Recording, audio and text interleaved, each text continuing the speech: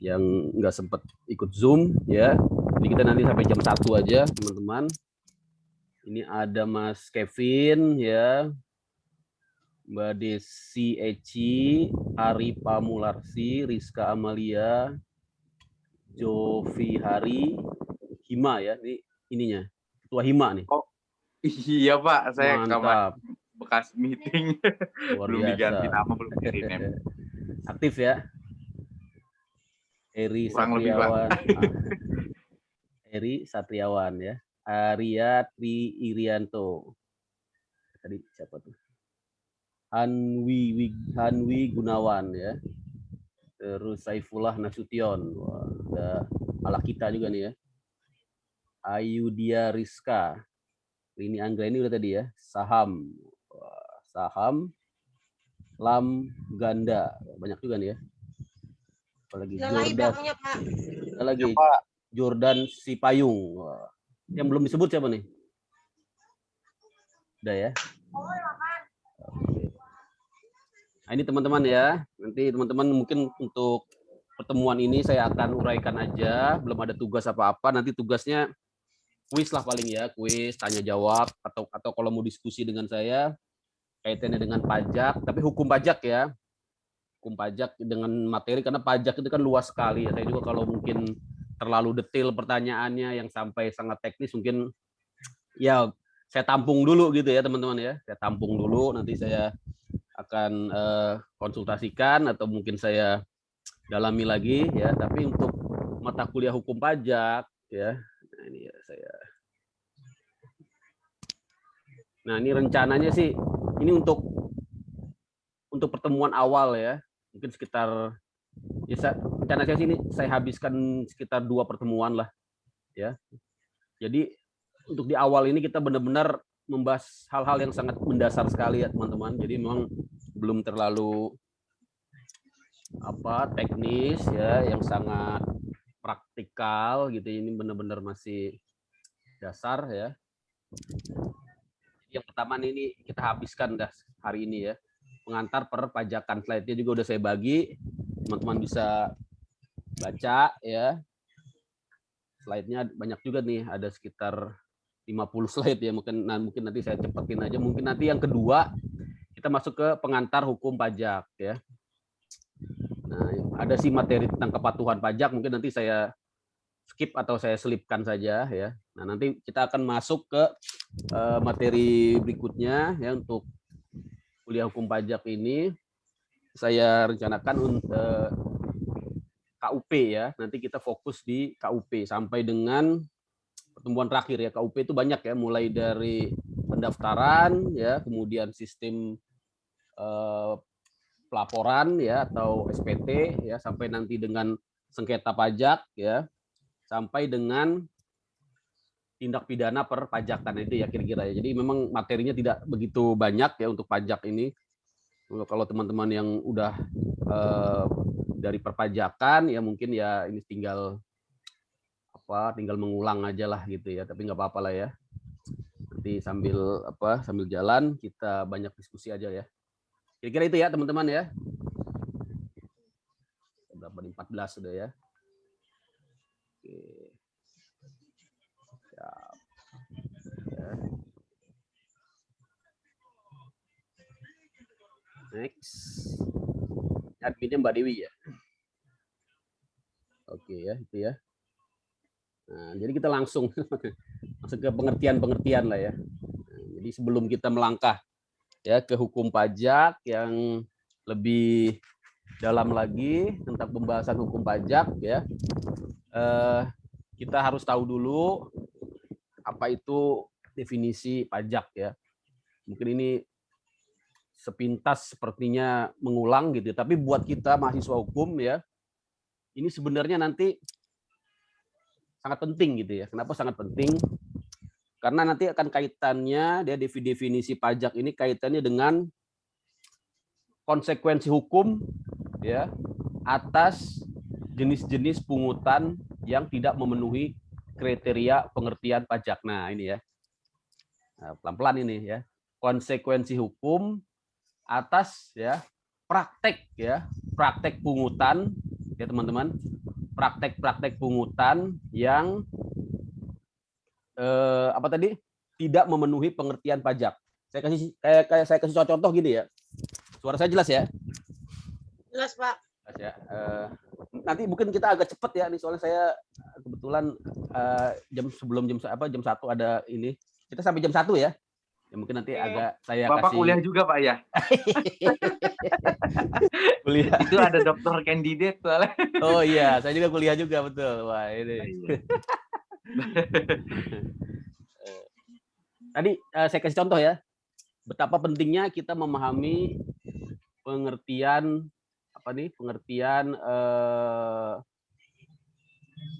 pajak ini ya. Saya kasih contoh misalnya ada sebuah peristiwa ya, peristiwa hukum. Nanti saya share ya, saya share mungkin di Adlink ya, ininya kasusnya ya, posisi kasusnya. Itu ada sebuah penegakan hukum ya di Banjarmasin ya, di Banjarmasin di tahun 2000-an. Di tahun 2000-an itu ada skep gubernur ya, gubernur Banjarmasin itu berarti Kalimantan ya, Kalimantan mana tuh? Intinya dari kepala daerah ya, dari kepala daerah itu mengeluarkan suatu keputusan ya yang isinya adalah tentang sumbangan pihak ketiga ya, sumbangan pihak ketiga yang diwajibkan ya, yang diwajibkan kepada pengusaha ya, dalam hal ini pengusaha batu bara ya, untuk membayar gitu ya, untuk membayar. Nah, dari jenis namanya itu adalah sumbangan ya, sumbangan pihak ketiga. Nah, peristiwanya kemudian ada pengusaha yang tidak membayar gitu, yang tidak membayar sumbangan tersebut. Nah, akhirnya kemudian dilakukan proses hukum nih di tahun 2000 ya, udah lama sekali, dan memang penegakan hukum pada saat itu mungkin masih tidak jelas gitu ya, masih tidak masih ya semau-maunya lah gitu ya. Nah, itu si pengusaha dijerat dengan tindak pidana dengan hukum pidana gitu ya. Pidananya pidana korupsi. Nah, itu ya, itu satu contoh gitu ya, satu contoh. Nah, atas peristiwa tersebut ya, ini teman-teman nanti bisa lihat di bukunya Philippus ya, Profesor Philippus M.H. John ya, di bukunya Argumentasi Hukum. Di situ dia memang membuat argumentasi hukum ya atas peristiwa ini, di mana dia menyoroti intinya adalah model pungutan seperti itu, sumbangan pihak ketiga gitu ya. Pertama, dia soroti itu tidak berdasarkan asas legalitas ya. Mengapa tidak berdasarkan asas legalitas? Karena tidak ada dasarnya ya dari undang-undang ya yang mengatur tentang perpajakan, khususnya perpajakan di daerah, yaitu undang-undang pemerintah daerah, undang-undang Pemda, dan undang-undang PDRD ya, undang-undang PDRD itu pajak daerah dan retribusi daerah.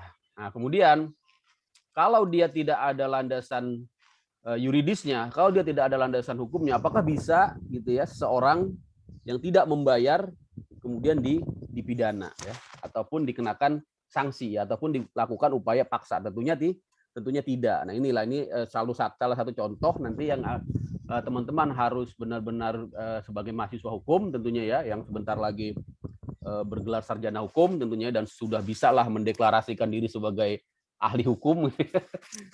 Wah, ini ada yang angkat tangan nih, Maulana. Oh, tadi belum saya sebut namanya ya. Silakan nih Pak Maulana. Ada yang mau didiskusikan? Mana Pak Maulana? Angkat tangan dari raise hand. Oh, enggak jadi. Oh, lanjut ya. Apa tadi raise hand atau langsung di unmute aja ya. Nah, itu ya. Jadi ini teman-teman baca silahkan nanti definisi pajak ya dari tokoh-tokoh, pakar-pakar yang ada di Indonesia ya. Dan ini nanti akan dikristalisasi maksudnya dipositifkan ya di dalam undang-undang ya, di dalam hukum positif, yaitu nanti pasal 1 ya, di pasal 1 ya, angka 1 ya, tentang definisi pajak yang ada di undang-undang ya KUP ya. KUP itu adalah ketentuan umum dan tata cara perpajakan. Nah, ini definisi-definisi ini akan nanti dibaca ini ya, kalau banyak sekali. Mungkin satu aja yang kita bahas. Yang paling penting saya rasa ini ya, dari Profesor Rohmat Sumitro, ada yang chat. Maaf Pak, tadi pencet-pencet mah bocah. Oke. Sambil ngomong anak ya, sama saya juga nih. Gak apa-apa lah ya. Ini Bukan keuntungan. Sumitro bapaknya Prabowo, bukan Pak? Oh, bukannya Pak Prabowo ya, bukan. Bukan. Ini guru besar hukum pajak dari Universitas Indonesia. Emang udah lama juga nih. Saya kira juga sudah almarhum juga ya. Karena ini tokoh yang sangat bukunya juga sudah lama ya. Saya kalau nyari bukunya itu udah lecak-lecak lah itu ya. Coba aja cari di sebelah itu ya, di toko apa tuh Senen itu ya, banyak itu ya. Biasanya kopian semua. Jadi memang udah lama sekali. Profesor Dr. Romat Sumitro. Nah, ini teman-teman nanti lihat di sini ya. Intinya adalah iuran ya pada rakyat. Kemudian di sini yang saya bold ini ya, tidak mendapat jasa timbal balik. Ya. Nah, kemudian dapat dipaksakan ya, dapat dipaksakan. Dan ditujukan untuk membayar pengeluaran umum. Nah, ini teman-teman, ini kurang lebih sama ya dengan definisi yang dikeluarkan oleh tokoh yang lain seperti Dr. Suparman, kemudian Profesor Adriani. Adriani ini, sorry ya, ini bukan tokoh dalam negeri walaupun namanya seperti orang Indonesia ya. Ternyata ini orang Belanda ya, orang Belanda. Profesor PJ Adriani ini dari Amsterdam ya, dari Amsterdam ya. Tapi mungkin keturunan Indonesia ini ya, karena kan orang Belanda banyak ya, orang Indonesia banyak yang di Belanda ya. Saya kira ini memang entah bapaknya entah ibunya ini keturunan Indonesia ya. Tapi kita tidak bahas itu ya. Intinya ada definisi yang juga mendekati sama gitu ya dengan redaksional yang berbeda. Nanti teman-teman silakan baca aja. Oke. Next. Komputer saya agak lemot ini. Mau next aja selama. Ayo, udah. Nah, ya, kemudian definisi dari luar negeri ya, dari Fieldman, atau intinya sih teman-teman bisa ya perhatikan di sini ya, tidak adanya kontra prestasi langsung ya, bahkan tanpa ada kontra prestasi. Nah, tapi ya yang perlu dicatat di sini, walaupun pajak itu tidak ada kontra prestasi, artinya tidak mendapatkan imbalan langsung seperti kita membayar retribusi ya ataupun membayar jasa ya. Tapi di sini memang ada ya sebuah amanat dari ilmu perpajakan dan juga amanat nanti dari undang-undang bahwa pajak itu harus digunakan untuk pengeluaran umum ya. Artinya untuk negara ya. Jangan pajak itu disalahgunakan. Nah, ini yang akan menjadi ya koreksi, yang akan menjadi bahan diskusi kita ya. Nanti mungkin kaitannya juga dengan kepatuhan pajak ya, di mana memang sulit ya untuk memaksa untuk meningkatkan kepatuhan pajak ini kalau penggunaannya itu kemudian masyarakat masih melihatnya jauh dari yang diamanatkan oleh undang-undang ya. Ya teman-teman ya. Nah, kemudian dari Deutsche Abgaben Ordnung, ini saya kira badan atau sejenis peraturan di Belanda sana ya, yang juga mendefinisikan pajak ini ya di tahun 1919 ini. Silakan teman-teman baca aja. Di sini juga mengandung pengertian dipungut oleh badan ya yang bersifat umum ya, negara ya. Jadi memang pajak ini harus dipungut oleh negara ya. Tapi ya nanti kalau teman-teman lebih lanjut ya mempelajari tentang hukum pajak ya, kita akan mengenal juga sistem pemungutan pajak yang dilakukan oleh pihak ketiga ya. Jadi seolah-olah bukan negara yang memungut ya, seolah-olah yang memungut adalah pihak ketiga, dalam hal ini swasta gitu ya. Misalnya ketika teman-teman dipungut yang namanya pajak penghasilan pasal 21 atau PPh pasal 21 ya, itu kan yang memungut adalah perusahaan ya, atau pemberi kerja ya, atau penyelenggara kegiatan. Itu teman-teman honornya atau dipotong gitu ya, 5%. PPN juga gitu kan. Kita beli ya kan, makan, dilihat bilnya ada PPN 10%. Sebenarnya itu bukan PPN ya. Ini namanya sih kalau di umum PPN, sebenarnya itu pajak daerah ya, yang namanya pajak restoran kalau nggak salah ya, pajak restoran ya. Pajak iya restoran. Pak, tapi ya. nanti Untuk pembelian barang kan juga ada PPN, Pak. Pembelian barang itu baru PPN. Kalau makan nggak ya? Kalau makanan nggak. Kalau makanan bukan PPN namanya. Walaupun Iya, kadang-kadang bukan. ditebus PPN. Ya. Tapi ada pajaknya 10%, Pak. Saya dulu kerja di restoran, Pak. 10%. Ya, itu pajak restoran, Jof, bukan PPN. Iya, pajak Oh, restoran. iya. Hampir sama sih. Cuma Tapi bedanya kalau 10% juga, Pak. pajak iya Memang sama besarannya. sama, tapi yang beda nanti yang mungutnya apa namanya? Instansi yang mengawasinya ya. Kalau PPN itu Direktorat Jenderal Pajak, Kementerian Keuangan, pemerintah pusat. Kalau pajak restoran itu pemerintah daerah ya, pemerintah daerah tingkat 1. Ya, tapi datang pakai baju biru-biru, Pak. Baju biru-biru dari dinas ini Iya, ya, dinas pejabat pajak ya, itu Pak ya, Pak. dinas apa pendapatan, dinas pendapatan daerah itu. Pendapatan daerah, Yap. Jof. Iya, biru-biru dah pokoknya bajunya. Lapas juga biru-biru tuh, lapas. Lapas juga biru-biru ya. Baru biru-biru banyak ya. Saya kirain angkatan laut gitu ya. Oh. Kirain angkatan udara gitu ya. Iya benar. Iya. Taunya pajak gitu. Oke, lanjut ya. Oke, terus Oke, Pak. ya ini sih banyak lah definisi ya. Jadi teman-teman nanti Udah gitu makan minta gratis lagi Pak, coba Pak. Wah, itu bahaya itu. Gratifikasi kalau pajak nggak, kalau orang dari pajak nggak mungkin, Jof, dia nggak bakal berani. Kalau orang pajak nggak berani. Kadang ada Kak begitu. Nggak bisa di Jof, nggak bakal berani dia. Oh, berarti kalau begitu gimana ya? Kemarin begitu soal kasusnya. Makan. Aduin. Tapi kita nggak enak juga kan. Ya bahaya itu nanti ya. Nanti ngurut-ngurutnya bukan makan lagi nanti mintanya. Oke, lanjut ya. Nah, ini teman-teman. Ya, Pak, terus lanjut. definisi sih banyak lah. Yang paling penting ini ya. Ini yang akan menjadi kriteria kita untuk menilai pajak atau bukan. Karena kalau tidak memenuhi kriteria ini ya tadi ya, konsekuensinya apa gitu ya. Ada pungutan ya. Nanti ya kita baca dulu ini. Pajak adalah kontribusi wajib kepada negara gitu ya. Yang terutang ya oleh pribadi atau badan ya. Yang bersifat memaksa berdasarkan undang-undang. Nah, yang kata kuncinya di sini ya, berdasarkan undang-undang. Nah, kalau ada pungutan tadi ya, kewajiban ya membayar ya oleh masyarakat ya kepada negara gitu ya, ataupun kepada suatu badan, kemudian tidak ada dasar undang-undangnya, maka nanti kita akan lihat konsekuensinya gitu ya. Nah, dia bisa ya masuk kepada definisi yang disebut dengan taxation without presentation is robbery. Is robbery ya. Nanti kita lihat gitu ya. Jadi itu ngeri emang ya. Itu sebenarnya ya dapat dikatakan pemalakan gitu ya. Bedanya pajak dengan palak itu ya. Kalau pajak itu dasarnya undang-undang di sini ya. Undang-undang. Kalau palak itu ya itu yang tidak berdasarkan undang-undang, dan itu masuk pidana gitu kan kalau palak gitu ya. Jangan sampai kita salah gitu ya.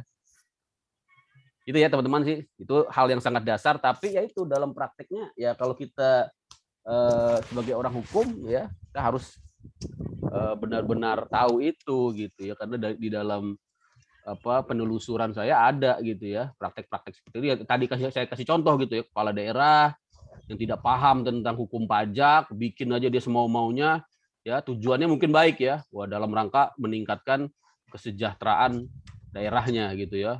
Nah, dibuatlah sumbangan-sumbangan wajib, tapi itu tidak berdasar ya kepada asas legalitas, di mana pajak yaitu pungutan negara ya, pungutan ya yang dipungut ya untuk kepentingan umum ya dari masyarakat ya harus berdasarkan undang-undang gitu ya, harus berdasarkan undang-undang. Itu yang paling penting ya teman-teman ya. Ada yang chatting? Ada. Ya, ini lagi pada di mana nih? Kampus? Di rumah Pak. Di rumah. Pak. Kampus kosong berarti ya? Lagi di pantai. Oh lagi pantai, santai ya, santai. Bohong tapi Pak. Oh bohong ya.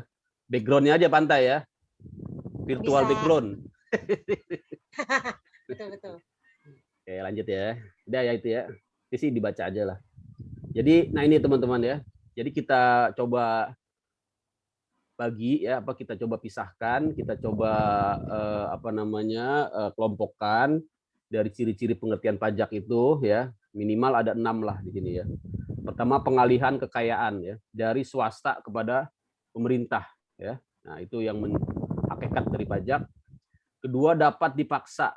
Nah, dapat dipaksanya ini nanti akan kita lihat Dan ini yang akan menjadi kekhususan dari hukum pajak, bahwa hukum pajak itu ya salah satunya dapat melakukan upaya paksa, artinya memaksa orang untuk melunasi pajak itu ya dengan cara apa? Dengan cara penagihan secara surat paksa, penagihan dengan surat paksa.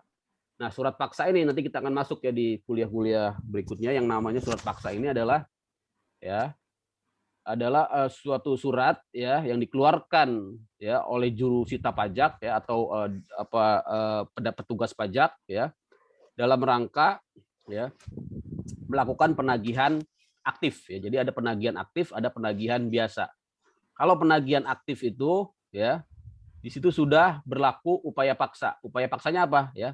Pertama, apabila tidak dilunasi ya sejak ya upaya paksa ini sejak surat paksa ini dikeluarkan dalam tempo ya 2 kali 24 jam dapat dilakukan tindakan penyitaan ya. Apa yang disita ya? Yang disita adalah tentunya harta ya, benda milik si penanggung pajak. Kemudian aset ya. Kemudian sampai disita ternyata tidak mencukupi ya, dapat dilakukan pelelangan ya, pelelangan bahkan ya sampai dilakukan yang namanya upaya paksa penyanderaan atau yang disebut dengan gizeling ya, gizeling ya. Mana G ya? G jelek tulisan saya. Gizeling. Ya. Wah, ini kayak cacing ini. Gizeling gitu ya. Gizeling lah gitu ya. Gizeling. Gitu ya. Tulisannya gimana tuh Pak Gizeling? GIZELING gitu ya. Ini kok jelek banget kalau pakai ini ya. Enggak punya pulpen nih. Di chat aja Pak, di chat Pak. Oh, di chat. Iya benar. Saya chat ya. Chat. Jadi teman-teman gizeling. Nah, ini ya gizeling ya. Jadi gizeling itu merupakan kekhususan dari hukum pajak ya, di mana negara dalam hal ini undang-undang penagihan pajak dengan surat paksa, nanti teman-teman catat ya, undang-undang penagihan pajak. Memang kita belum masuk ke situ ya, tapi ini nggak apa-apa lah. Undang-undang penagihan pajak ya dengan surat paksa ya. Nah, itu undang-undangnya kalau nomor saya kadang-kadang suka lupa. Nah, kalau nggak salah nomor 19 ya, nomor 19 tahun 2000 ya. Nah, itu memberikan termasuk juga undang-undang KUP ya, sama ya, di undang-undang KUP juga ada undang-undang ketentuan umum tata cara perpajakan ya, memberikan kewenangan kepada negara, kepada pajak ya, aparat pajak untuk melakukan yang namanya penyanderaan. Penyanderaan ini yaitu menempatkan seorang penanggung pajak ya yang memiliki utang pajak di rumah tahanan ya. Jadi tapi dia akan dipisahkan dengan tahanan lainnya ya. Nanti Direktorat Jenderal Pajak ya, atau Direktorat Jenderal Bea Cukai ya, atau juga pemerintah daerah bekerja sama dengan polisian tentunya ya. Polisian dan juga Kementerian Hukum dan HAM, dalam hal ini Direktorat Jenderal Lapas ya, Direktorat Jenderal Pemasyarakatan ya, Direktorat Jenderal Pemasyarakatan. Itu salah satunya ya teman-teman ya. Karena, tapi nanti kita belum masuk ke situ. Ini biar tahu aja masuknya upaya paksa. Oh ternyata gitu, ngeri juga ya. Ngeri juga emang pajak ini, keras sekali ternyata ya undang-undangnya. Tapi emang itu fakta yuridisnya. Kemudian dikenakan atas orang atau badan ya, dikenakan atas orang atau badan, ini dia ya. Jadi ada 2 subjek pajak di sini ya, orang atau badan. Orang itu maksudnya adalah orang pribadi ya. Orang pribadi itu maksudnya apa? Manusia lah gitu ya, yang punya nyawa gitu ya. Kalau udah nggak punya nyawa, dia ya udah bukan orang lagi ya, maka dia nanti tidak lagi menjadi wajib pajak ya, tidak lagi menjadi subjek pajak, tapi nanti yang menjadi ada yang disebut dengan subjek pajak pengganti ya, yang disebut dengan warisan yang belum terbagi. Nah, ini catat aja sih, belum masuk ya, tapi nggak apa-apa lah kan, tambah cepat lebih baik ya. Jadi teman-teman nanti catat ada subjek pajak pengganti orang pribadi yang disebut dengan warisan yang belum terbagi.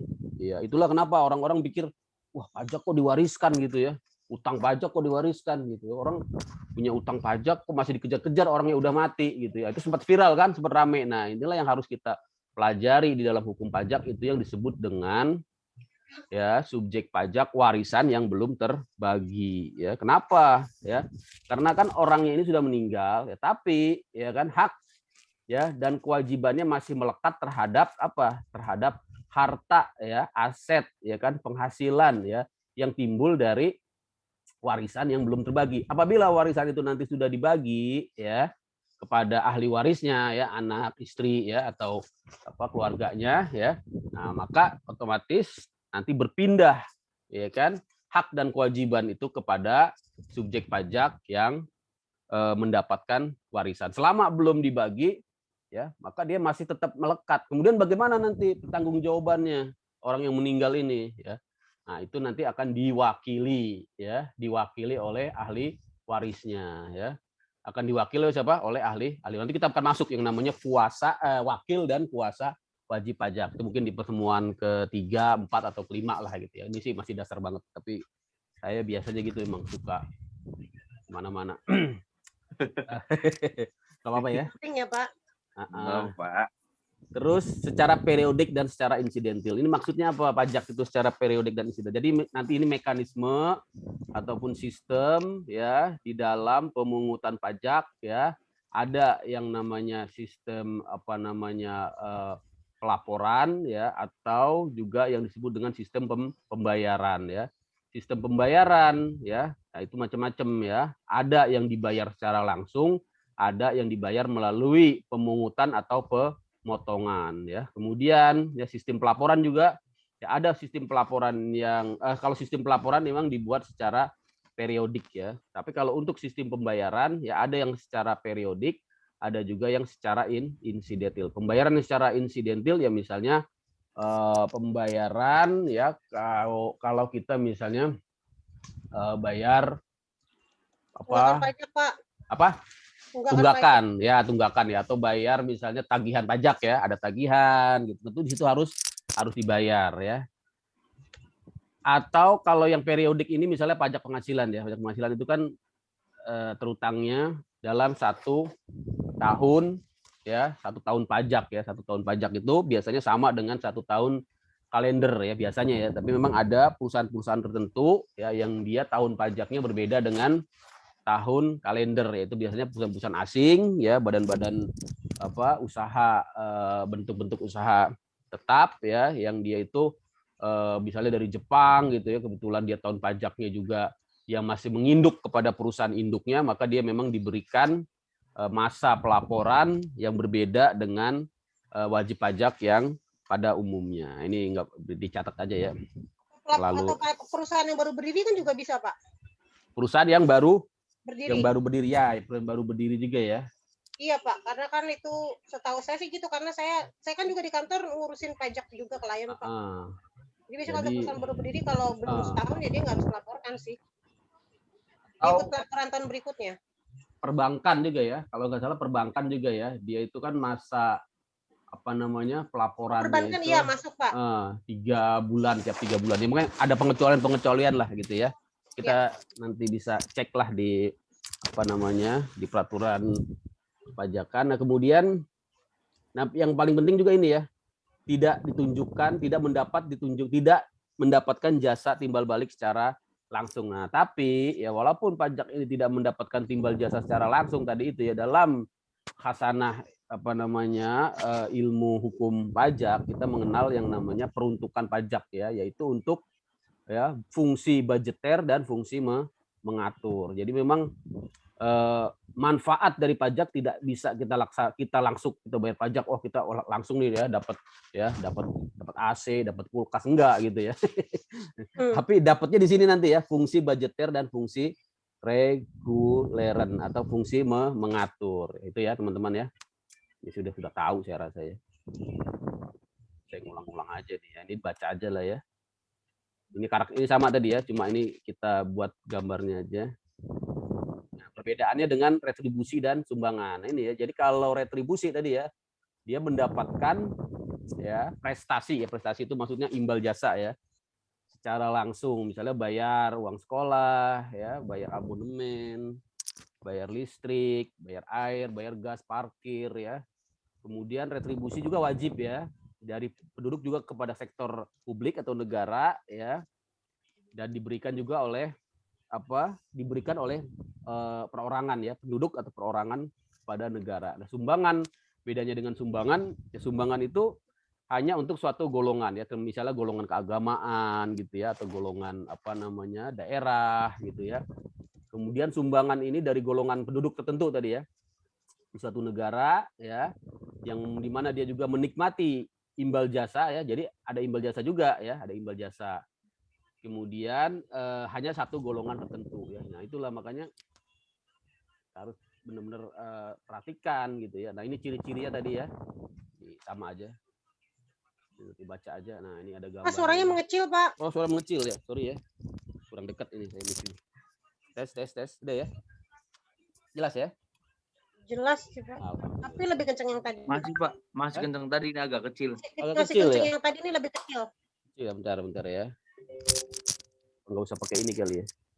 Nah, itu udah tuh Pak, udah kembali tuh. Halo, tes. Nah itu jelas banget Pak. Nah, tadi pakai ini malah kecil ya, pakai apa namanya? Handsfree. Nah, ini pakai laptop aja dah. Bagus ya suaranya ya? Bagus banget Pak. Oke. Saya sih oke, nggak tahu kalau Mas Anang. Nah ini ya teman-teman, ini dasar teorinya ini sebenarnya ya. Tapi yang namanya teori kan, teori itu kan berada di sebuah kondisi yang ideal gitu ya. Nah, tapi memang kita merasakan prakteknya jauh dari idealnya. Teorinya idealnya seperti apa ini ya? Dipungut berdasarkan undang-undang serta peraturan pelaksanaannya bersifat memaksa. Nah, kenapa dia bersifat memaksa? Ya, karena pembuat undang-undang ini ya, Presiden dan DPR. DPR itu siapa? Rakyat ya. Walaupun rakyatnya tidak pernah merasa diwakili oleh DPR. Nah, itu ya. Jadi antara konsep ideal teoritis ya tidak sebanding dengan prakteknya ya. Pada akhirnya ya ketaatan pajak itu menjadi rendah ya. Nah, kemudian yang perlu dipahami, nah ini ada dua gambar yang kontradiktif ya antara ya Raja Dangdut dengan siapa nih? Tukul, ini kita pakai gambarnya. Artinya apa? Setiap warga negara siapapun itu ya, mau dia Raja Dangdut, mau dia ya orang ya, biasa ya, mau si Raja Dangdut ini bayar pajaknya lebih sedikit atau lebih besar, ternyata public service-nya sama ya, public service-nya sama. Itulah teori dan konsep dasar perpajakan ya. Nah, sekarang kita masuk ke fungsi pajak. Fungsinya ada dua ya, teman-teman.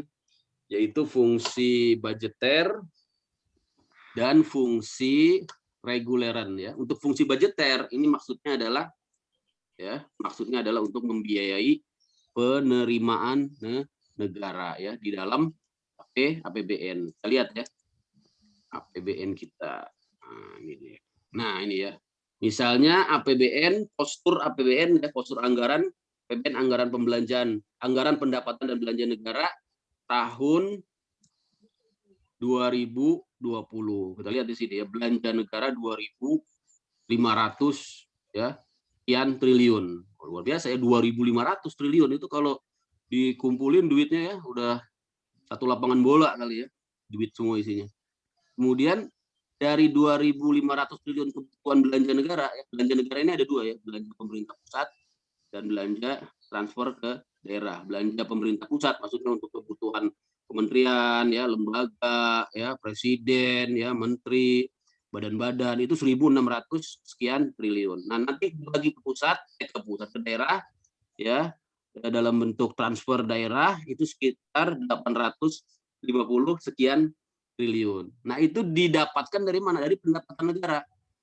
Ya 2.200 triliun. Jadi ada defisit ya, sekitar berapa nih? Sekitar 500 ya, enggak sampai ya. 400 lah, 400 triliunan. Nah, itu biasanya dari utang ya. Nah, itu makanya ya, utang ya yang semakin tahun semakin berjibun ya. Gede pengadaannya di TTP. Iya. Harusnya penghasilannya digedein ya. Nah ini nggak tahu ini kenapa kurang terus ya. Jadi kita utang terus ini tiap tahun ya. Karena ini domplang ini dari timbangannya ini ya. Nah yang penting ini ya teman-teman ya. Karena kita bahas hukum pajak bukan hukum utang ya. Jadi ada porsi penerimaan pajak yang sangat signifikan di sini. 1.800 ya sekian triliun. Kira-kira 80%-an lah ini ya dari pendapatan negara. Yang lain selain pajak ada penerimaan negara bukan pajak ya. Mirip-mirip pajak, nanti kita lihat apa sih PNBP itu. Mirip-mirip juga dengan pajak. Nah, ya untuk pembuatan akta notaris biasanya, Pak. Nah, itu macam-macam lah, bayar apa namanya pendirian CV, pendirian tergantung PT, dari modal dasar. ya SIM, bikin STNK, itu apa? Ya? Bangun BPHTB ya. BPHTB itu pajak juga, pajak daerah, ya perolehan hasil apa namanya perolehan hak atas tanah. Pajak daerah ada 2 ya untuk tanah ya, ada BPHTB, HTB 10% ya. Kemudian ada PPH, ada juga PPH, pajak penghasilan yang dibayar oleh si penjual ya. Kalau BPHTB dibayar oleh si pembeli. Ya. Si penjual 5%, si pembeli 10% ya. Saya mengenai tarif-tarif saya lupa, dia yang biasa ngurus akte itu pasti tak paham lah. Tapi itu beda peruntukannya ya. Tapi itu masuk pajak. Nah, ada yang penerimaan negara bukan pajak tadi itu ya, retribusi, kemudian juga tadi kita bayar jasa pembuatan dokumen, ya. Ada juga hibah ya kecil sekali ya 0,5% ya, misalnya ada lembaga-lembaga tertentu ya ngasih ke negara gitu ya, ngasih barang ya ataupun juga berupa uang gitu ya. Nah, itu total ada 2.200 triliun. Nah, jadi intinya ini ya teman-teman, betapa signifikannya porsi pajak ini dibandingkan dengan ya penerimaan negara yang lainnya ya, menjadi porsi yang terbesar ya, dapat saya katakan 80% lah ini mungkin ya, 80 atau kurang dari pajak ya. Defisit kita 307,2 triliun ya defisit ya, ini dari utang ya. Akan ditutup nanti dengan utang itu macam-macam ya, ada utang kepada asing ya, juga utang itu dalam bentuk ya misalnya utang kepada kepada warga negara gitu ya, seperti misalnya pemerintah menerbitkan surat utang negara SUN ya yang dijual ya kepada masyarakat, itu juga bagian dari hutang. Saya kira itu ya teman-teman ya. Nah, istilah hutang ini memang perlu kita pahami. Di dalam istilah hukum keuangan negara itu bukan utang, istilahnya pembiayaan ya, pembiayaan ya. Jadi kita nggak ada utang ya, yang ada adalah pembiayaan ya. Gitu ya. Oke, next. Sampai jam 1 aja ya teman-teman ya. Nah, ini kalau kita lihat siklus APBN ya, ini adalah merupakan siklus suatu roda ya, suatu lingkaran ya, circle yang terus bergerak ya. Bagaimana pajak itu menggerakkan perekonomian ya. Lihat di sini ya, dari pajak ini yang akan masuk ke dalam kontribusi APBN ya, dalam bentuk penerimaan negara ya, kemudian dikeluarkan oleh negara dalam bentuk ya belanja pembangunan ya, baik itu pembangunan yang bersifat proyek maupun yang bersifat rutin, dia akan menggerakkan sektor real ya, akan ada ekonomi yang bergerak ya, beli mobil ya, beli jalan bikin jalan, bikin irigasi, menimbulkan lapangan kerja tentunya di sini ya, dan nanti ada gilirannya juga kembali akan menjadikan ya, ekonomi berkembang, meng-create penghasilan, dan mana penghasilan itu merupakan bagian dari objek pajak yang akhirnya kembali menjadi penerimaan negara, dan ini menimbulkan efek multiplikator efek lah gitu ya. Pajak itu kita lihat itu masuk ke dalam yang namanya fungsi reguleran. Ya, selain dia berfungsi sebagai budgeter untuk meng-create penerimaan, juga sebagai fungsi reguleran nanti ya di dalam fungsinya untuk ya menjalankan kebijakan pemerintah di bidang ya sosial dan ekonomi. Ya teman-teman, dengar aja dulu ya, belum ada ujian nih. Nah, fungsi regulator ya, fungsi regulator ini misalnya ya, yang paling berasa itu kalau kita dengar yang namanya cukai ya, cukai. Nah, cukai itu dikenakan atas ya rokok misalnya ya. Nah, rokok itu ya setiap para ya ahlul hisab gitu ya. Ahlul hisab itu yang yang suka ngebul gitu ya. Nah, itu setiap bungkus rokok yang dia beli itu di dalamnya ya terkandung cukai ya, tergantung cukai. Makanya ahlul hisab ini ya pahlawan penerimaan negara juga ya. Karena kontribusinya dalam 1 tahun itu sekitar 300 triliun ya. Tadi kan 1.800 ya, 1.800 triliun itu dari pajak. Pajak macam-macam, ada PPN, ada PPH ya, ada cukai, ada biaya masuk ya. Dari cukai saja sebenarnya cukai itu hanya 100 ya, hanya 100 triliun. Tapi di dalam rokok itu ada juga PPN-nya ya, ada juga PPN dan juga ada PPH ya kan. PPN atas hasil apa namanya produk rokok ya, PPN rokok ya. Kemudian ada lagi PPH atas perusahaan-perusahaan rokoknya ya. Total itu sekitar 300 ya, 300 triliun lah ya. Bahkan kalau dikalkulasi sama PPH badan ya, itu saya sajikan datanya ya. Itu kontribusi ya industri rokok luar biasa sekali emang ya. Untuk penerimaan negara itu sampai 60% gitu ya. Jadi emang wah, ini negara ini dibiayai oleh ya ahlul hisab ya. Ini dilema ya, gimana kita jangan ditutup pabriknya berarti Pak. Nah itu makanya ya, dilema gitu ya. Bener ini ya, nanti saya ada tuh, nanti kalau ingat saya share nanti lah di Adlink juga ya. Itu 60% ya, dibandingkan dengan penerimaan negara dari sektor BUMN itu jauh ya. Dari sektor BUMN itu cuma 10 apa 20% itu penerimaan negara yang 1.800 triliun itu lebih menguntungkan sektor ya, sektor rokok gitu ya, sektor asap gitu ya. Berterima kasihlah kalian terhadap rokok ya. Itulah apa namanya fakta ya, yuridis. Bukan sama rokoknya, kalau rokoknya kan tergantung ahli hisapnya, jadi terima kasih sama ahli hisap. Iya, sama para perokok maksudnya. Terima kasihlah pada saya. Nah, terus gini ya teman-teman ya. Ini agak menyimpang nih, maksudnya biasa karena saya sih memang biasa gitu. Jadi apa di dalam rokok itu ya, itu ada juga komponen yang namanya pajak rokok. Nah, ya. Jadi ada cukai ya, ada tadi PPN ya, PPN atas apa namanya penyerahan rokok ya.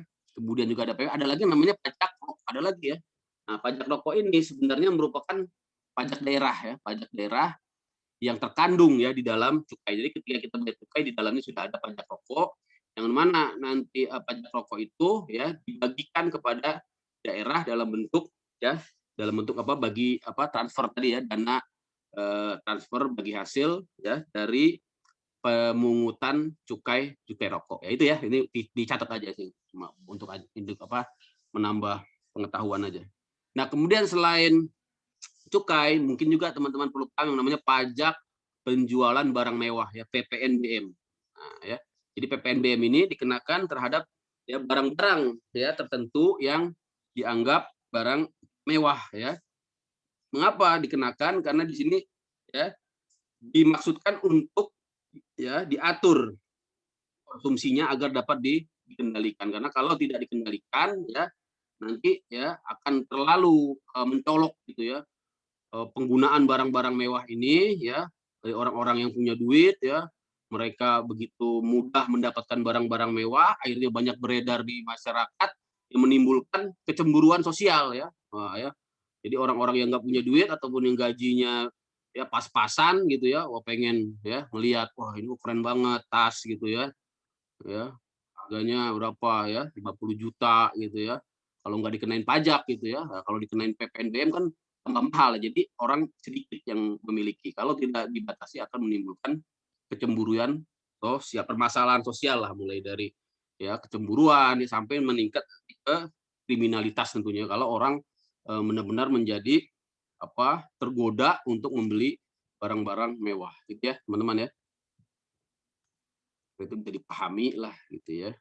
Nah, yang berikutnya ada yang namanya fungsi redistribusi ya. Fungsi redistribusi ini artinya bagaimana lapisan ya masyarakat yang kurang mampu ya disubsidi ya atau di apa namanya dibantu gitu ya oleh masyarakat yang lebih apa yang lebih beruntung yang lebih mampu kemampuan ekonominya ya dengan cara melalui perpajakan ya.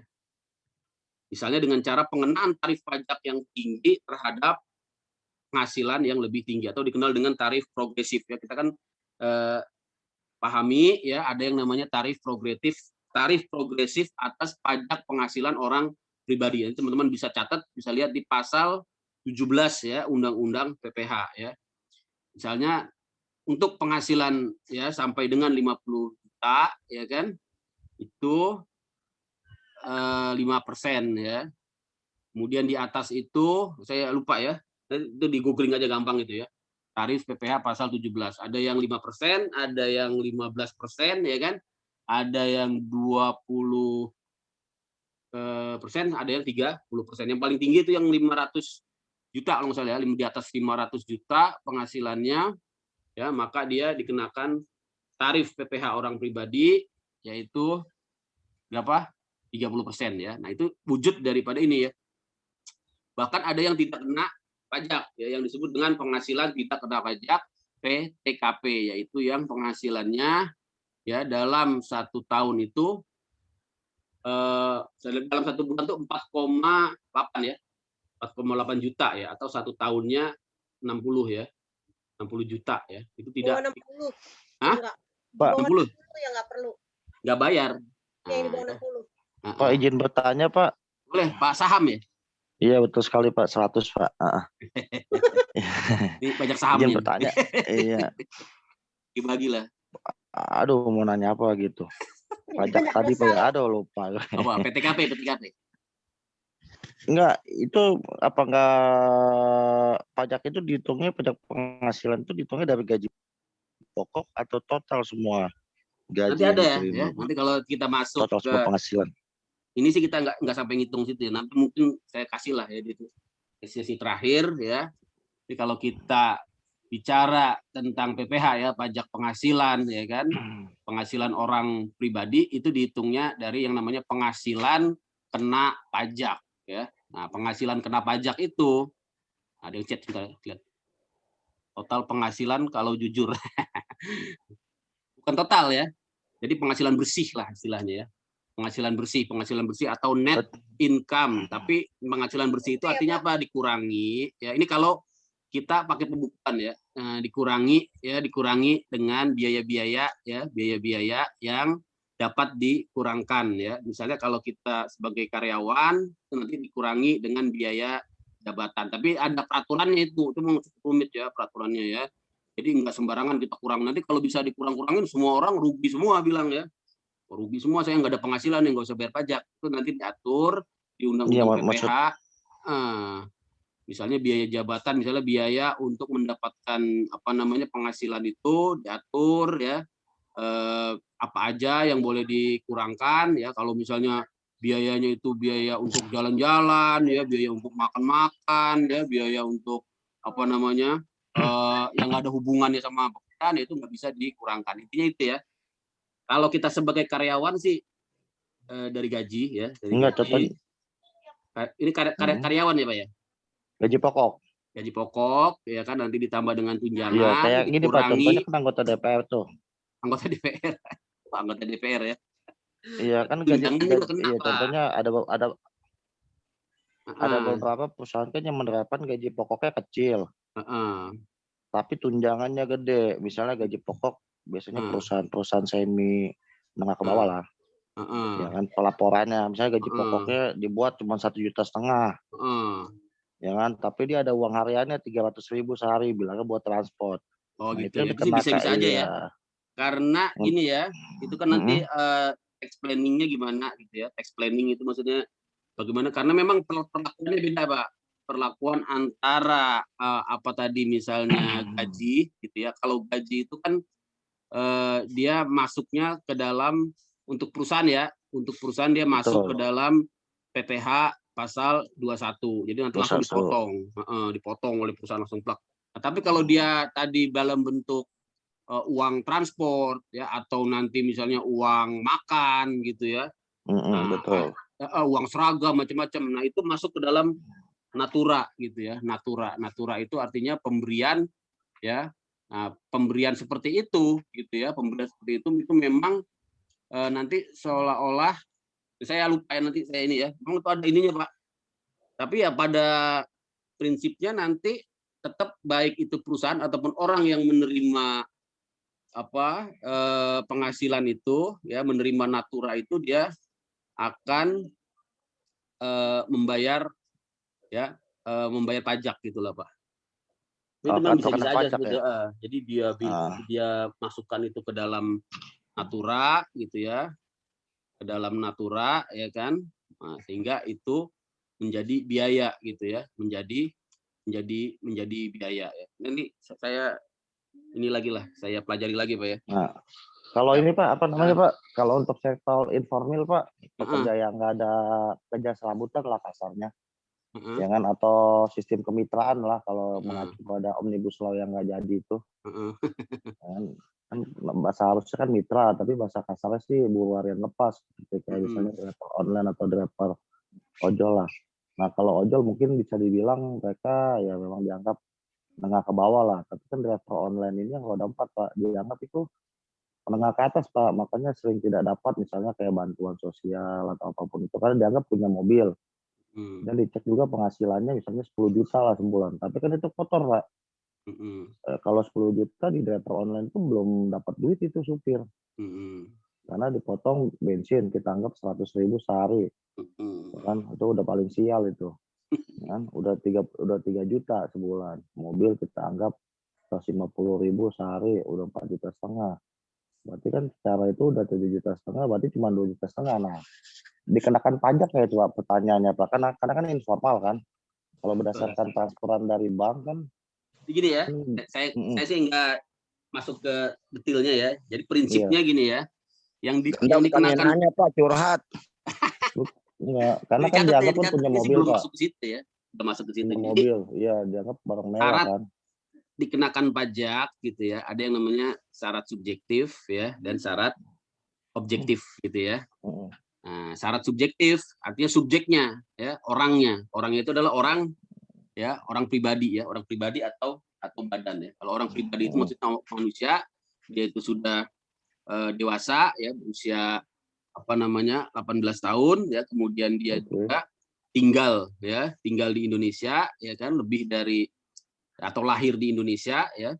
Kemudian ya, syarat objektif dia memiliki penghasilan di atas penghasilan ya, di atas penghasilan tidak kena pajak gitu ya. Nah, penghasilan tidak kena pajak tadi yaitu adalah tadi ya sekitar emang yaitu 60 juta ya, 60 juta setahun gitu ya.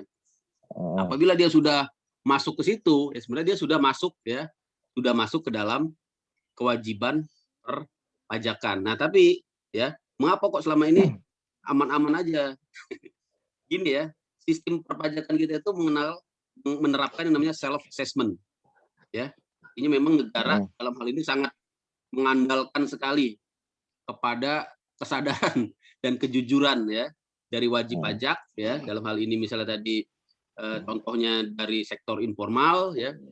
Nah, ya, itu memang harus ya. Makanya nanti ada yang namanya sistem self assessment 3M dia.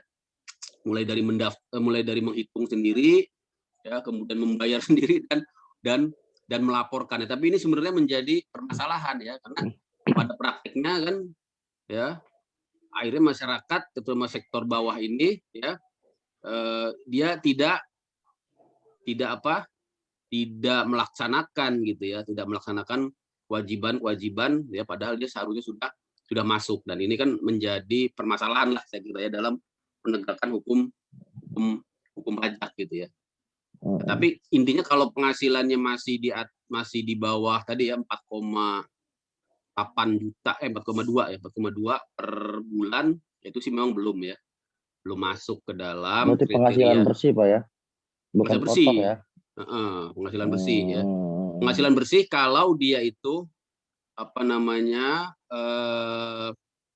menggunakan pembukuan gitu ya, pembukuan.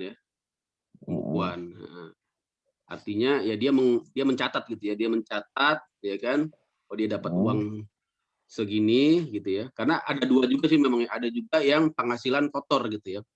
Kalau penghasilan kotor itu ya artinya tidak diperhitungkan biaya-biayanya ya, dia langsung dikenakan tarif yang 0,5% ya.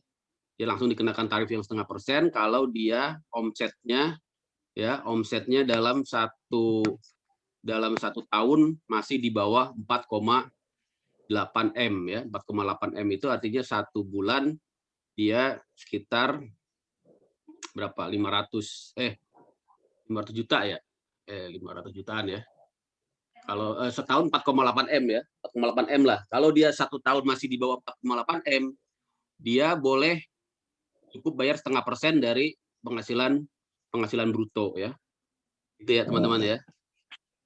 Tapi yang sangat teknis sekali ya, banyak kan lewat-lewat aja itu ya kalau orang pajaknya nggak datang. Karena kan masih dianggap mampu Pak. Karena kan punya kan mobil kan pemilikan pribadi tuh ya. Jadi dia terkena PPNBM dong. Nah, jadi negaranya menganggap. Jadi kita bicara pajak penghasilan ya Pak ya. Kalau PPNBM, PTN otomatis itu Pak. Ketika dia beli mobil, itu dia pasti bayar itu karena udah terkandung di dalam biaya pembelian, ya nggak? Iya betul. Nanti PPN dan PPNBM-nya itu diambil oleh si penjual, dalam hal ini pengusaha kena pajak ya, dealer atau showroom, nanti dibayar ke negara. Tapi kalau PPH tadi maksud pajak saya itu PPH ya Pak, pajak penghasilan, nah itu memang berbeda Pak, berbeda. Jadi kita nggak bisa lihat ya dari hartanya gitu ya. Oh ini kok terpisah, Pak, ya, harus dilihat dari hasil pendapatan atau penghasilannya gitu ya Pak ya. Oke, paham ya. Oke, Pak. Iya. Pelan-pelan di situ Pak. Tuh ini apa namanya? Teknis sekali itu. Kembali ke sini ya. PPNBM kan udah include harga mobilnya kan Pak. Contohnya udah masuk, udah include. Masuk ya, 400 juta itu udah sama PPNBM ya. Udah ada PPN, udah ada PPNBM kalau kita beli mobil on road gitu kan. Udah ada apa di situ mungkin ya bea balik nama ya kalau belinya lewat dealer ya. Kalau beli sendiri yang ngurus sendiri ya. Ini 3 bulan gratis Pak PPNBM katanya. Sekarang mulai gratis ya. Wah, kan pada beli mobil semua ya, mobil baru semuanya ya. Di bawah 1.500 cc ya, Om Ganda ya. Iya, betul. Buat LCGC enggak, SCGC enggak iya. Pak. Itu kan masuk LCGC kalau yang di bawah 1.500. Kecil-kecil itu loh mobilnya. Kalau 1.500 kena nggak? Hah? Kalau 1.500 masih kena nggak? Di STNK nggak ada 1.400 Pak, 1.499. Oh iya. 1.490. Nah, ini Anggung. Sampai apal gitu nih. Iya, saya supir Pak. Oh supir. Kirain dealer mobil. Supirnya KSP Pak. KSP sampingan saya supir Pak, sampingan saya. Kerjaan utama nganggur Pak, pengangguran. Jadi inilah ya. Jadi lawyer lah abis ini ya, gelar SA. Betul. Ya, ambil kasus di mana. Lanjut ya. Ini sih dapat supirnya ini Pak Menteri. Oh, luar biasa super menteri. Nah, ini fungsi demokrasi ya. Ini sih intinya wujud dari bakti lah dari masyarakat ya. Betul. Terhadap pajak, karena kesadarannya udah tinggi. Mungkin di kita belum berasa ini ya. Kalau di luar negeri ada ya, mungkin di negara-negara maju karena memang lihat negaranya maju ya, taman-taman bagus ya, korupsi nggak ada, masyarakat berdoyong-doyong untuk berduyun-duyun untuk bayar pajak ya. Nah, dalam rangka menunjukkan ya kontribusi baktinya kepada negara. Ini idealnya begitu ya. Nah, kita bicara yang ideal dulu dong. Jangan maju Pak. Nah, insya Allah. Kalau di negara maju katanya pajak tuh bisa diklaim Pak. Iya. Rata-rata enggak. Diklaim gimana? Jadi ada pajak perorangan kayak misal contoh di Australia ya, di Aussie di sana tuh katanya pajak pendapatan kita nanti per tahunnya tuh bisa diklaim Pak. Jadi balik lagi ke kita. Bisa ya, itu namanya sistem pengembalian ya atau tax return ya. Tax return tuh sebenarnya sama kayak SPT ya, sama kayak SPT. Sebenarnya kita bikin SPT itu buat itu gitu. Kalau kita benar-benar paham gitu, mungkin nanti ikutlah yang namanya brevet gitu ya, brevet A atau brevet B, brevet A dulu lah ya. Sehingga kita benar-benar ternyata kita berhak atas restitusi gitu ya. Karena kan kita kan dipotong nih kalau misalnya kita dapat penghasilan gitu ya dari pekerjaan gitu ya, atau dapat penghasilan dari kegiatan ya, kebanyakan kan udah dipotong duluan ya sama pemberi kerja atau pemberi atau penyelenggara kegiatan.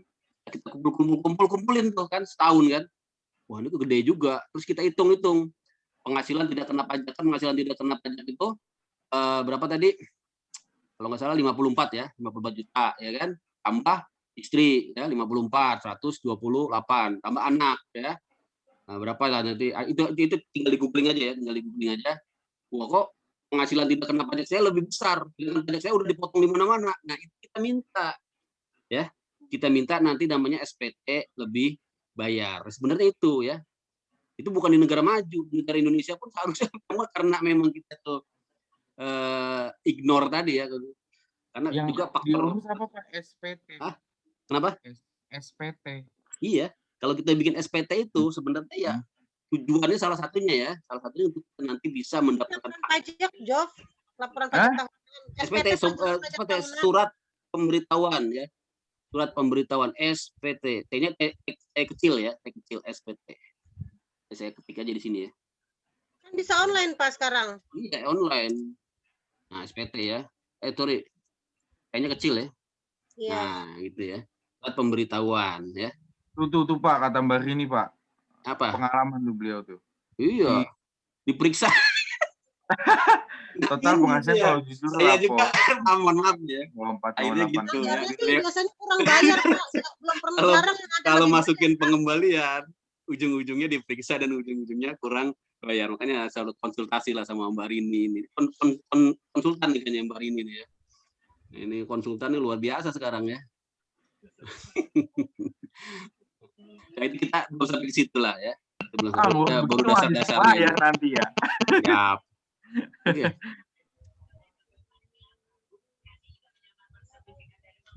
Apalagi nih?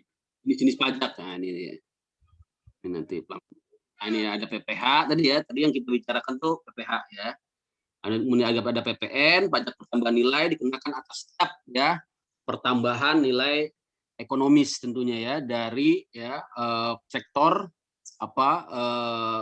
dari penyerahan barang dan jasa gitu ya. Jadi ada PPN atas barang dan juga ada PPN atas jasa ya. Kemudian PPNBM ya, pajak penjualan barang mewah tadi yang barusan kita singgung-singgung ya. Kemudian untuk pajak pusat ya, ternyata ada juga yang namanya PBB. Jadi PBB itu enggak semuanya pajak daerah ya teman-teman ya. Ada PBB yang masuk ke pajak pusat, yaitu PBB sektor perkebunan, perhutanan dan pertambangan ya. Jadinya bukan PBB lagi nih. PBB-nya ada apa? P3 disebut ya. Perkebunan, perhutanan dan pertambangan ya. Nah, di luar itu ya, yaitu sektor sektor pedesaan ya.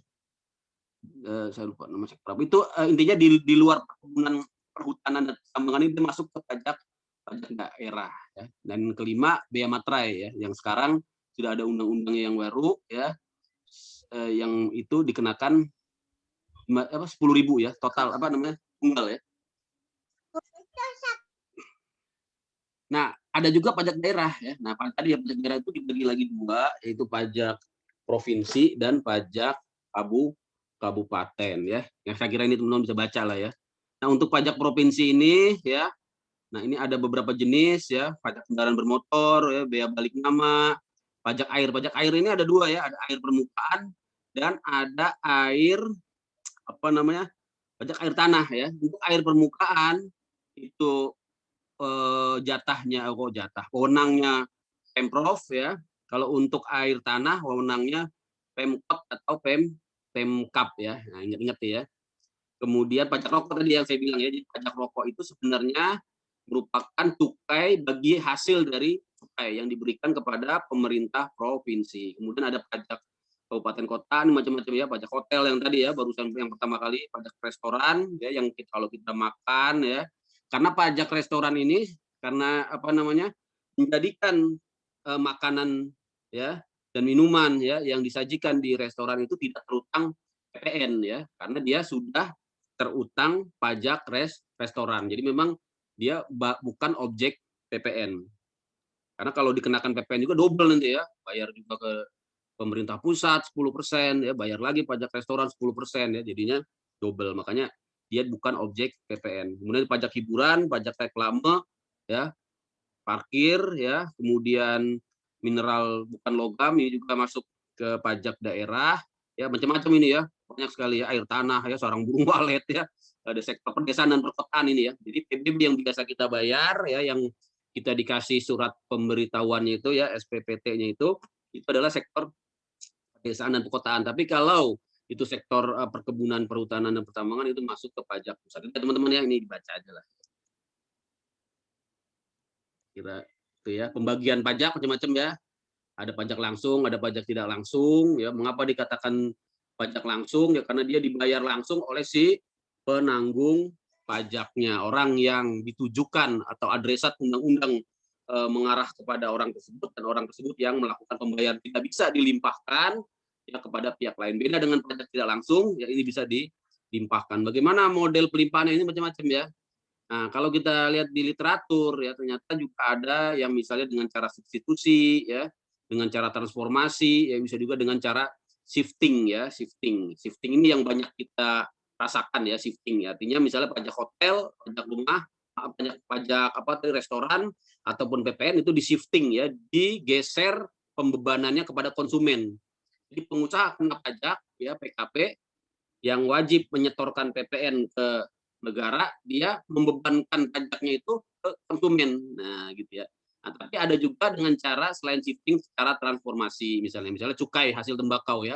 Karena di dalam industri rokok itu ya, cukai hasil tembakau ini masuk ke dalam harga jual eceran. Nah, biasanya ada pengusaha-pengusaha rokok itu yang melakukan transformasi. Artinya dia tidak mengenakan apa kepada konsumen ya. Nah, caranya bagaimana untuk memelihara produksi, untuk memelihara pasar ya, bisa jadi dia hanya melakukan transformasi ya, yaitu melalui perbaikan produksi gitu ya. Jadi uang cukainya itu ya dia mungkin juga dia simpan gitu ya, kemudian dia lakukan perbaikan produksi gitu ya, atau dia bisa juga menjual lebih murah gitu ya, menjual lebih murah kepada konsumen bisa ya. Yang penting kan harga jual eceran yang ditetapkan oleh pemerintah di dalam komponen rokok itu ya tetap gitu ya, tapi dia dalam hal ini hanya melakukan transformasi. Ini macam-macam ya. Kemudian ada juga dengan cara substitusi ya, seperti PPh pasal 21 ya, misalnya yang disebut kita mengenal yang namanya sistem gross up ya. Ini Mbak Rini udah paham lah ini. Mbak Rini dari konsultan ini ya. Itu di kadang-kadang kan suka ada gitu ya perusahaan yang membayarkan lah gitu ya, membayarkan pajak penghasilan dari karyawannya gitu ya, sehingga nanti karyawan terimanya bersih, nggak mau dipotong-potong. Nah, itu dibayarkan oleh perusahaan. Nah, itu sih buat pengetahuan aja lah ya. Ada model-model seperti itu. Itu ya.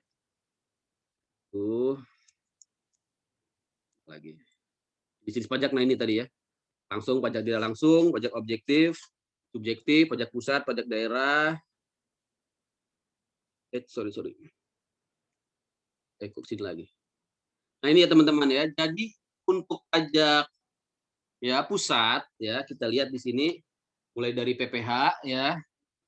Di sini harus dilihat subjeknya ya, yaitu orang pribadi dan badan ya, termasuk juga nanti ada yang namanya BUT ya, bentuk usaha tetap ya. Bentuk usaha tetap ini adalah ya subjek pajak luar negeri ya, yang dia memiliki kegiatan usaha di Indonesia ya, tapi dia hanya bersifat bentuk usaha saja gitu ya, sehingga dia tidak mendirikan perusahaan baru di Indonesia ya, maka dia menjadi usaha tetap. Nanti juga teman-teman masuk situ ya.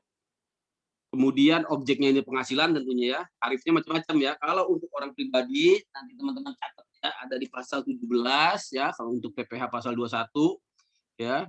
Kemudian ada juga nanti pemotongan ya terhadap pajak penghasilan ini ya, PPh pasal 22, PPh pasal 23 itu sangat rumit, sangat teknis sekali ya, ini untuk ini aja. pengenalan aja ya, PPh pasal 22 yaitu pemotongan ya pajak penghasilan ya yang dilakukan oleh badan-badan ya ataupun BUMN ya, termasuk juga pajak penghasilan atas transaksi impor. Kemudian PPh pasal 23 ya juga terhadap jasa-jasa tertentu ya juga dipotong. Kemudian juga ada PPh pasal 24 ya. Nanti teman-teman lihat di Undang-Undang PPh ya, tentunya pasal 24 itu ya, yaitu pemotongan yang dilakukan oleh subjek pajak luar negeri atau penghasilan dari luar negeri ya. PPh pasal 25, PPh pasal 25 itu nanti masuk ke dalam cicilan pajak. Ini sih rumit sekali ya. Ini diingat-ingat aja ya. Kemudian PPN atau PPNBM ya, subjeknya ya tentunya adalah pengusaha kena pajak ya. Kemudian objeknya barang dan jasa ya, tarifnya juga macam-macam ya. Biasanya 10% ya. Biasanya kalau untuk PPN 10%, tapi ada jenis-jenis barang tertentu yang tarifnya tidak 10% ya. Misalnya jasa ya, jasa transportasi itu kan tarifnya cuma 1% ya, 1% ya. Kemudian juga PPNBM macam-macam ya, dari mulai 20%, ada yang 30%, ya 40% ya, bahkan sampai ada yang 70% ya. Dan untuk mobil-mobil yang sangat mewah sekali ya, tarifnya tinggi sekali ya. Dan PBB ya, PBB. Nah, ini dilakukan secara self assessment dan official assessment. Ada satu lagi sebenarnya dikurang nih ya. Nah, ya. Sorry ya, dikurang. Namanya withholding assessment ya, withholding. Aduh, saya ketik aja ya. Withholding assessment ya. With PPh pasal 4 ayat 2 tuh ya Pak, withholding ya?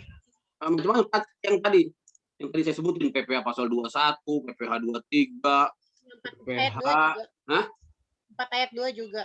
4 ayat 2 ya, 4 ayat 2 itu kan yang ini ya, yang final ya. Sewa ya, pajak final.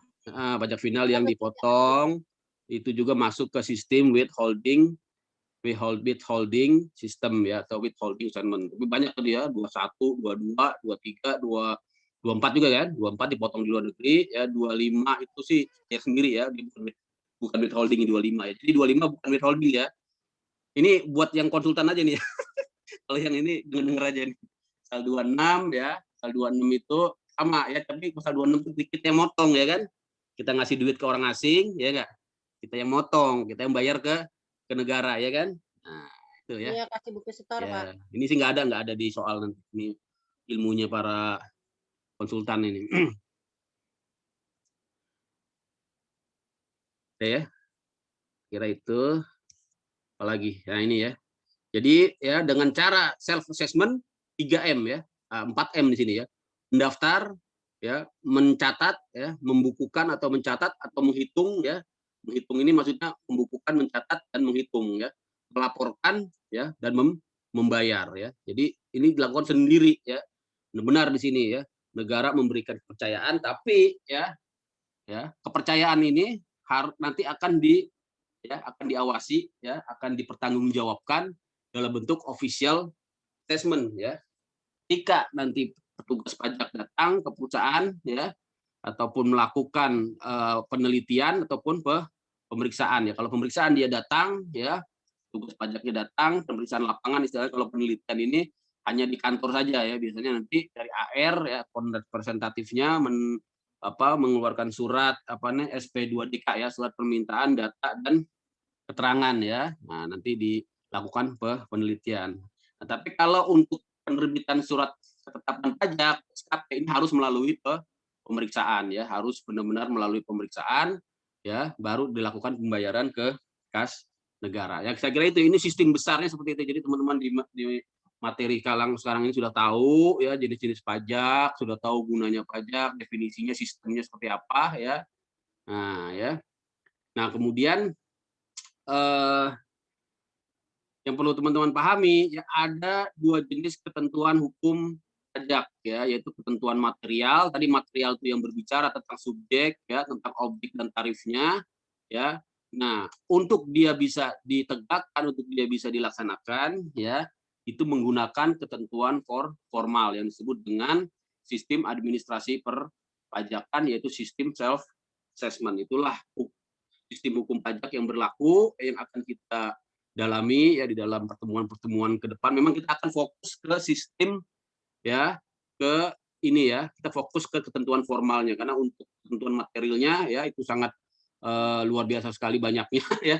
Nggak cukup ya dibahas di 7 pertemuan ya, minimal di pertemuan ini teman-teman memahami tentang sistem ya hukum perpajakan ya, yang nanti diharapkan bisa memberikan tentunya ya sebagai mahasiswa hukum ya, minimal ya saran-saran upaya hukum lah gitu ya, bagaimana ketika ada permasalahan perpajakan gitu ya. Jadi ini ya teman-teman tadi ya, 5M, mendaftarkan sendiri ya.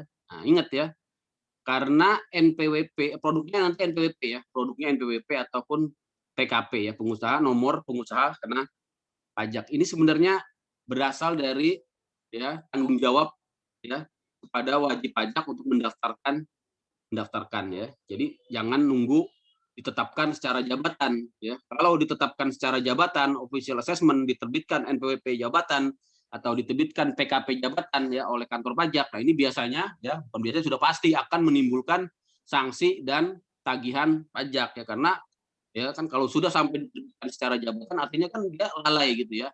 Mungkin ada setahun 2 tahun yang dia sudah harusnya masuk ke dalam subjek dan objek pajak, tidak dilaporkan, tidak dibayar. Nanti akan ditarik mundur ya oleh Direktorat Jenderal Pajak. Tapi ditarik mundurnya itu maksimal 5 tahun yang disebut dengan daluarsa penetapan. Jadi tidak bisa ya lebih dari 5 tahun ya. Makanya ya untung gitu ya. Kalau PKP kan ada syarat, Pak. Untuk pengajuan PKP kan ada syarat minimal omset 4,8 M per tahun. Ya, betul. Jadi tidak semua pengusaha ya ataupun orang yang melakukan apa namanya kegiatan usaha ya, tapi harus ya minimal 4,8 miliar. Tapi itu ada opsi ya. Ada bisa diajukan apabila dia mengikuti tender atau belum atau tapi ada beberapa syarat tambahan.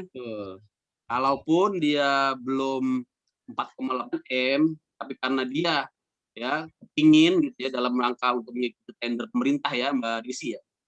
Iya. Nah, dia juga diperbolehkan untuk mengajukan diri sebagai pengusaha kena pajak atau PKP. Kenapa? Karena syaratan tadi ya. Gitu ya.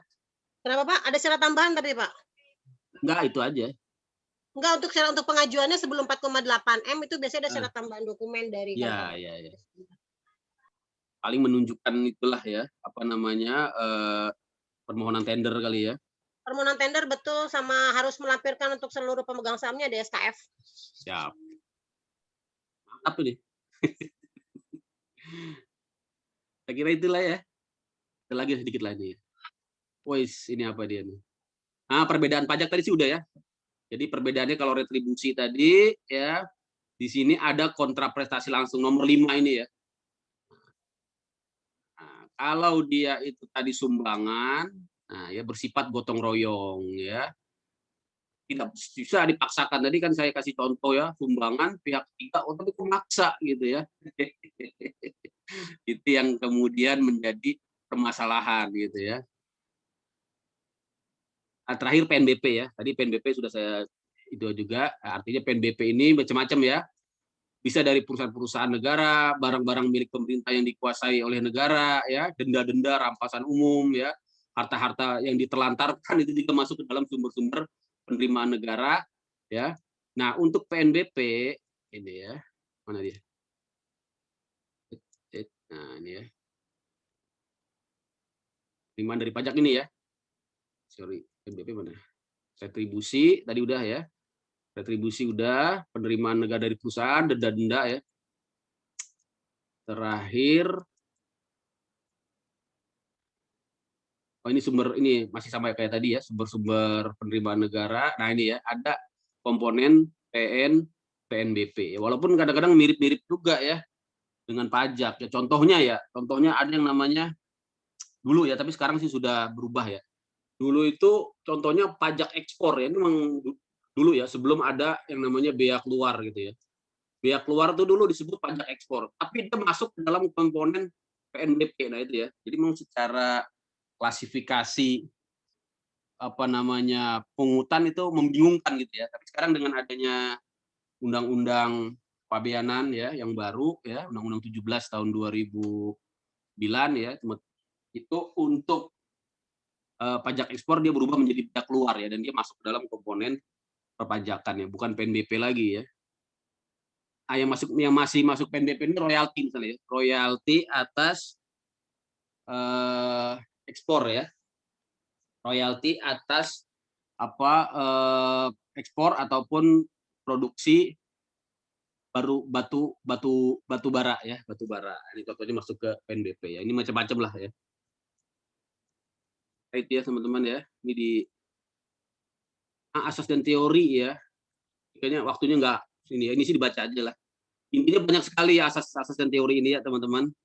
Mulai dari falsafah hukumnya ya, teori asuransi, ini teori pembenaran pajak ya, teori kepentingan, teori daya pikul, teori bakti, teori daya beli, kemudian ada asas ekonomi, asas yuridis ini yang sangat penting sekali ya. Intinya adalah ya no taxation without presentation, tidak ada pajak tanpa undang-undang ya.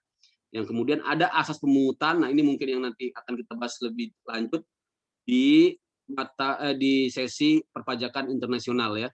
Nanti kita masuk juga ke sana, yaitu asas domisili atau tempat tinggal, asas kebangsaan ya atau kewarganegaraan, dan asas sumber.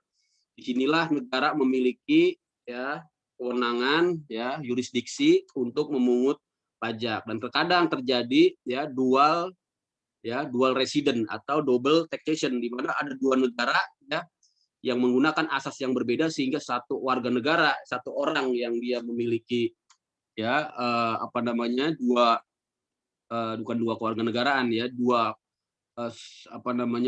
residen ya, jadi nanti bedakan antara tax resident dengan kewarganegaraan itu kadang-kadang tidak sama gitu ya. Itu nanti kita masuk ke situ lah. Ini pengenalan aja asasnya. Asas nanti silakan dibaca aja dari Adam Smith, ini yang sangat kenal sekali ya. Kemudian asas yuridis ya diatur di pasal 23 ya Undang-Undang Dasar 1945, pajak dan pungutan yang bersifat pemaksa diatur dengan undang-undang.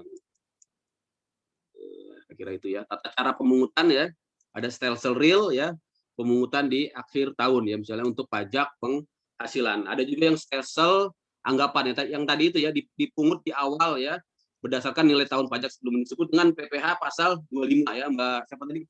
Desi ya.